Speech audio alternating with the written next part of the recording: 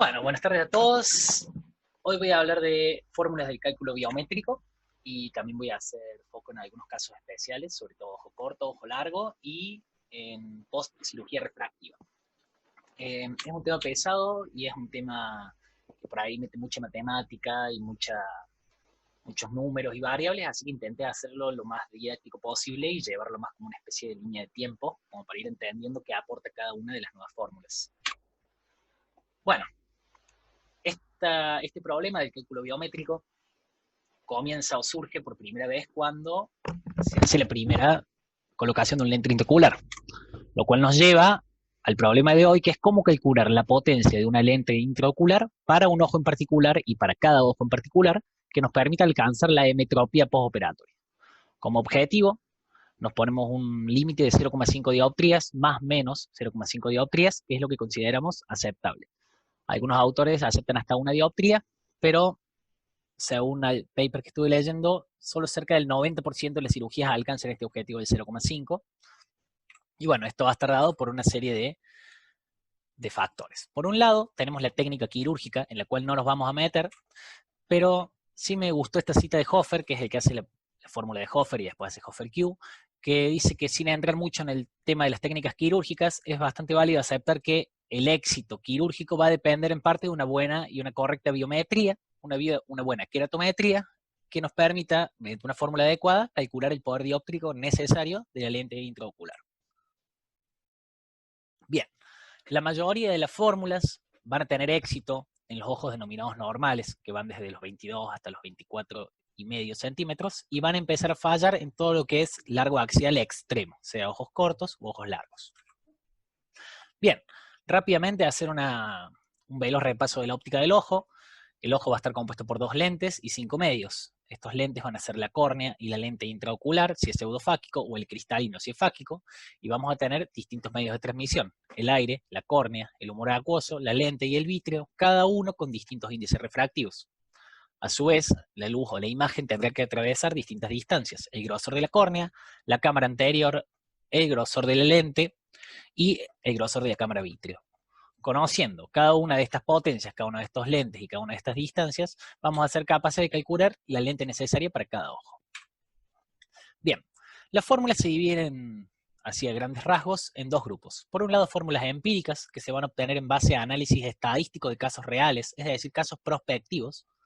Y por otro, fórmulas teóricas, que van a calcular la refracción del ojo ya aplicando leyes de la óptica geométrica y no mediante el análisis estadístico. Bien, voy a hablar primero de las fórmulas empíricas, pero no necesariamente porque hayan sido las primeras, sino por una cuestión de orden. Las fórmulas empíricas, como bien dije, se desarrollan en base a estudios retrospectivos y análisis de datos, y surgieron para dar respuesta a esta variabilidad que teníamos en las potencias finales del implante, que van a estar explicadas por principalmente el largo axial y la queratometría, que eran los factores que más se utilizaron en estas fórmulas. La primera en hacerse conocida es la SRK, que tiene ese nombre por sus autores, Sanders, Redlaff y Kraft, y después aparece más adelante a lo largo del tiempo. Esta fórmula asume una relación lineal entre la longitud axial y la potencia de la córnea, por lo cual la potencia del LIGO estaría dada por una constante para cada modelo de lente, 2.5 veces menos 2.5 veces la longitud axial, menos 0,9 veces la queratometría. Esta fórmula va a funcionar bien en los ojos con longitud media, pero en los casos extremos va a fallar. Como se descubre que falla, el siguiente paso en las fórmulas empíricas es la SRK2, que tiene una modificación, la cual agrega un factor de corrección, sobre todo para los casos más extremos. Acá vamos a ver cómo en la primera no hay factor de corrección y en la segunda sí, y ese factor de corrección termina agregando unas 3 dioptrías en ojos muy cortos y termina restando en ojos muy largos, en un intento de equiparar estos extremos. Y lo que empieza a ocurrir con esta fórmula es que, si bien mejora un poco en los extremos, en las diferencias pequeñas entre cada uno de los subgrupos vamos a tener problemas. Por ejemplo, en un ojo de 20,95 milímetros, el factor que le sumaríamos es de 2, por lo cual prácticamente quedaría de 23 dioptrías, mientras que un ojo con 0,1 centímetros más largo, solo le agregaríamos una dioptría y te queda una diferencia de prácticamente una dioptría en muy poca distancia de diferencia. Bien, las fórmulas teóricas ahora van a calcular la refracción del ojo aplicando leyes de la óptica geométrica. El kit de la cuestión está en que nosotros tenemos que saber antes de la cirugía la posición que va a tener la lente intraocular dentro del ojo. Esto vendría a ser la profundidad de la cámara anterior postquirúrgica y se denomina Effective Lens Position, y sería esta distancia que vemos aquí. La Effective Lens Position es la posición del lío respecto a la córnea, sobre todo a la cara posterior de la córnea, y es la única variable que no podemos medir, y la tenemos que estimar mediante las fórmulas, que son estas fórmulas teóricas.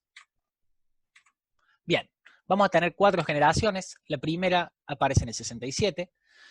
Considera la Effective Lens Position como un valor constante para cada modelo de lente y no va a variar según la longitud axial. El problema que se descubrió en esta generación es que al considerar igual para todos los ojos largos iban a quedar hipercorregidos y los ojos cortos hipocorregidos. Si hubieran caído en desuso, lo que nos permitió esta generación es deducir que el valor de la profundidad de la Effective Lens Position debía calcularse en función del largo axial. Lo cual nos lleva a la segunda generación, en el 80, que entra muy en juego la ecografía. Ahora sí intentan correlacionar el ELP con el largo axial, y si bien mejoraron ligeramente la capacidad predictiva, nos encontramos con un punto de inflexión en cuanto a lo metodológico. Necesitamos más herramientas para mejorar la predicción y la predictibilidad.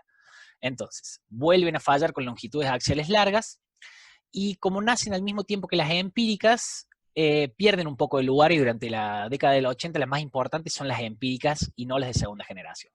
Un ejemplo es la Hofer original. Ya la tercera generación sigue siendo usada hoy en día. Vamos a tener que el ELP varía en función del largo axial y de la queratometría, y nos permite entender que a mayor K, es decir, al tener una córnea más prolata, vamos a tener el vértice de la córnea más alejado del lente, por lo cual el ELP va a ser mayor. Y si tuviéramos una córnea más plana, la ELP sería menor. La Holaday 1 es la primera en introducir estos factores, y además pone el concepto de surgeon factor y de grosor retiniano.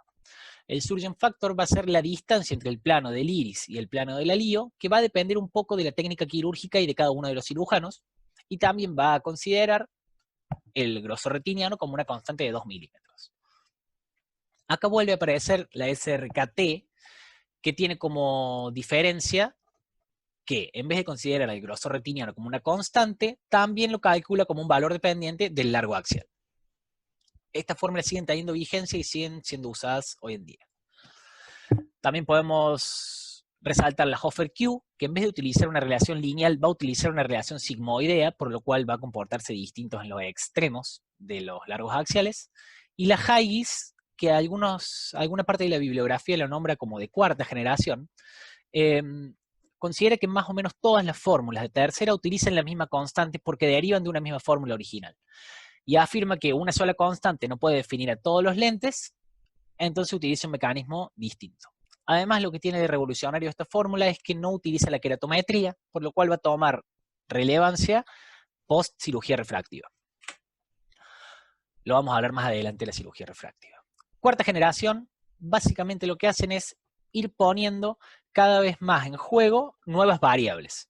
Esto va muy de la mano de la aparición de la interferometría óptica, que es la base que utiliza el LIO Master, y surgen dos fórmulas bastante importantes. La Olsen, que utiliza 4 variables: largo axial, queratometría, profundidad de la cámara prequirúrgica y grosor de cristalino, y la Holaday 2, que además suma la distancia blanco-blanco, la refracción y la edad del paciente, obteniendo hasta 7 variables que van a intentar dar una respuesta más precisa a las longitudes extra cortas y extra largas.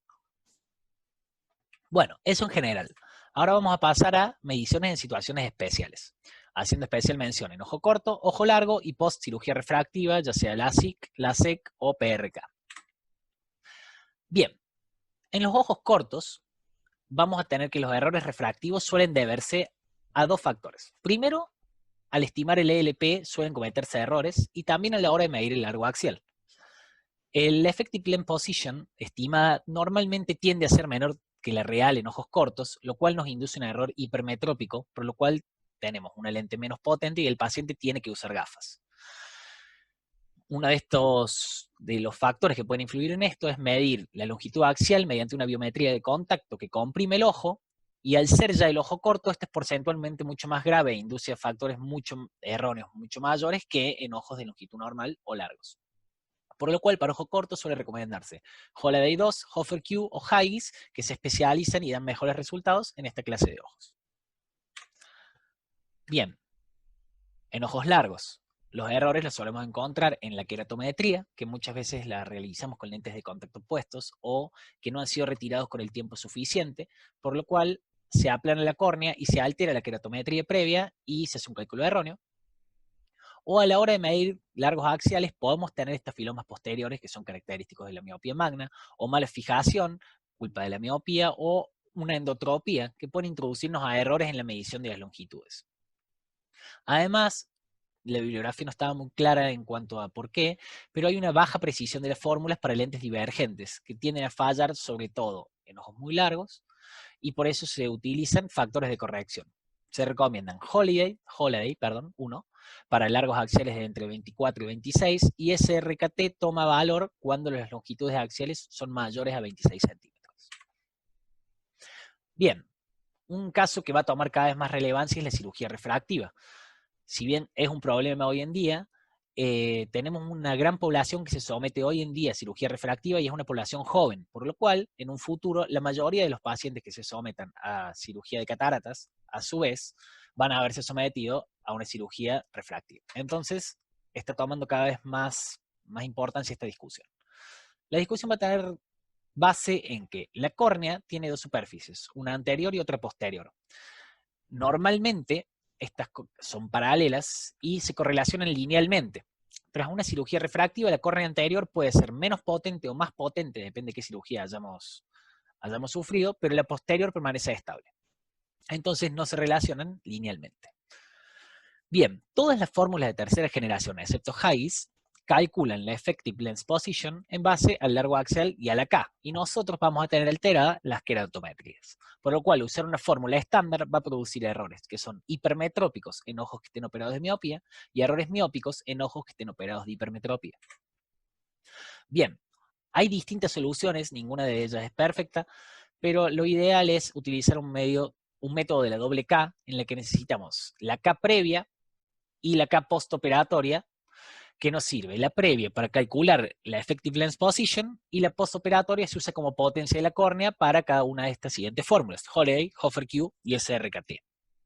También contamos, sobre todo en los Yale Master más actualizados, con la fórmula de Haigis L, que no utiliza la queratometría y tiene un factor de corrección diseñado para ojos que han sometidos a LASIK, a PRK o a LASIK. Y una última opción que se está usando mucho, sobre todo con las nuevas tecnologías, en especial el Pentacam, que es que permite medir la potencia de la córnea anterior y posterior utilizando el Pentacam, lo que nos calcula la SIM-K, que también puede ser de utilidad. Bien, entonces, como consideraciones finales, la fórmula perfecta no existe. Estos son instrumentos perfectibles que cuando son aún siendo utilizados con el mayor de los cuidados pueden llevar a resultados erróneos. Esto se le debe comunicar al paciente que aún realizando todos los procedimientos puede quedar una pequeña diferencia refractiva y puede ser necesario un pequeño lente de descanso. Y es muy importante utilizar la fórmula adecuada para el ojo adecuado. Encontré un estudio de Prager en el 2006 que recomienda utilizar en ojos cortos Holaday 2, Hofer Q y Haigis, para ojos medios Holaday 1, Hofer Q y SRKT, aunque en ojos medios no hay muchas diferencias, y en ojos largos SRKT y Holaday 1.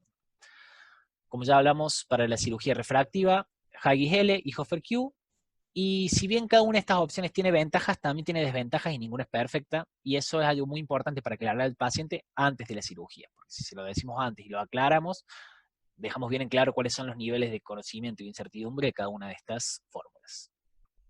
Bien, acá está un poco la bibliografía que usé, les adjunto el link, y bueno, eso sería todo.